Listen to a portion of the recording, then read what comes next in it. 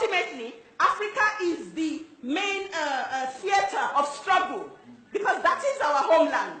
All of us, and when we talk about us Africans, we're not talking about those of us that come from Nigeria, Gambia, Congo. We are talking about Africans in America, Africans in Europe, Africans in South America. People we call Brazilians, people we call African Americans, Black Brits, Africans all over the world. Because globalization, they globalize us before they even develop the concept of economic globalization.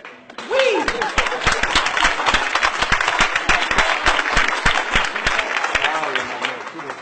as Africans, we are a global people, and we need to understand that clearly, that we are a global people, and so we must use all of our resources, whether they are human, financial, material, spiritual, mental, cultural, political, economic, all of our resources must be mobilized in the course of the African Revolution. So we need to be very clear about that.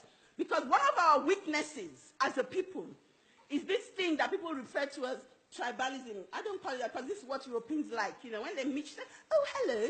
And you say, where are you from? So, oh, I'm from Nigeria. Oh, which tribe are you from? I said, which tribe are you from?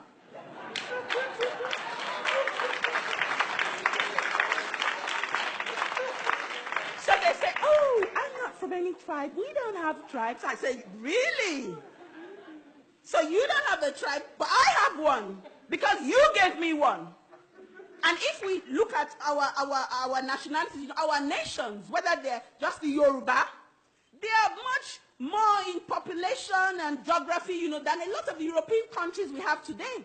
But you hear Africans raising up the tribe, and from this tribe, and from that tribe. What nonsense. Who cares where you're from? Nobody. When imperialism comes to attack you, it's not because of where you come from, it's because of the resources in your land.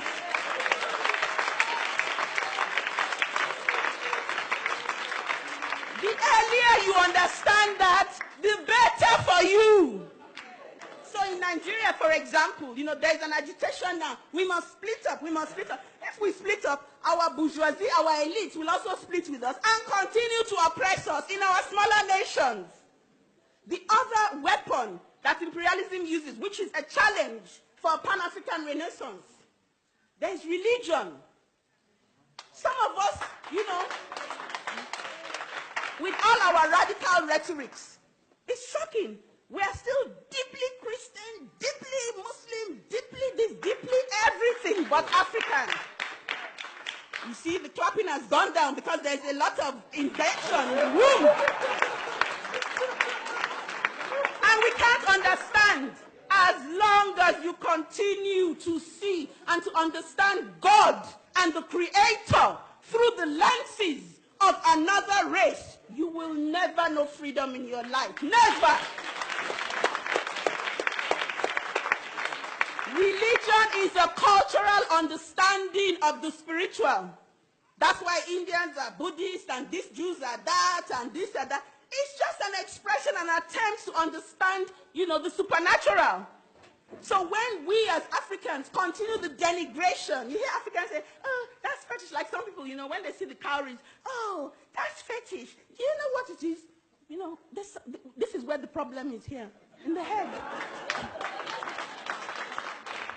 In the head. And if we don't fix that problem in the head and in the mind, we ain't going nowhere. You see, the Chinese are coming to Africa, right? Or they're already there. They're going to bring their own God, Confucius, whatever it is they practice. And you will see Africans there, worshipping. There must be a cultural revolution also.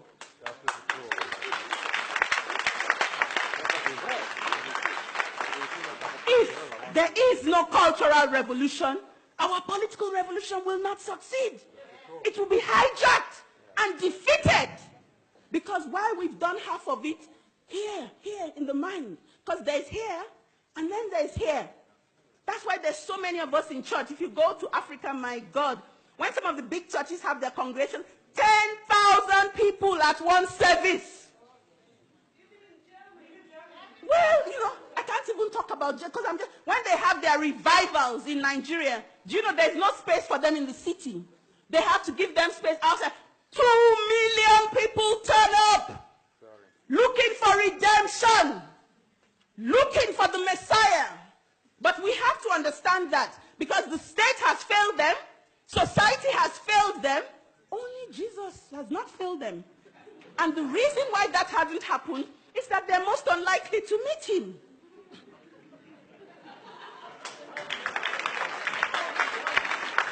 The same thing. And I don't mean to upset any of the Christians here. I come from a Christian home, a background, we're serious Catholics. My mom has got a big shrine in our house. All right? So I know what I'm talking about. But in coming into revolutionary consciousness, you begin to ask yourself questions. You begin to free your mind. If we want to get free. Because there's some of us who don't want to get free. I must tell you that.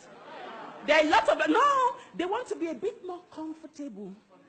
They want to have access to the same privileges that white people have. Not understanding that Europeans had to steal our resources and murder our people before accessing those privileges. So, for those Africans who want the same privileges, I always advise them to go and look for a brand new race of people that they can exploit. A brand new territory somewhere that they can exploit in order to have those resources. Because some of us want orange juice without oranges. We want freedom without struggle. That's what some of us want. That's why we wait for the Messiah. Because you see, the Messiah is going to bring it, you see. We'll be folding our arms like this, and the Messiah will bring it right up to us. Say, here you go, good people. You deserve it. You're deceiving yourselves. And if we're not careful, in the next 30, 40, and 50 years, our children will come again, whether we assemble in London, in Lagos, in Accra, in wherever, and have the same discussion all over again.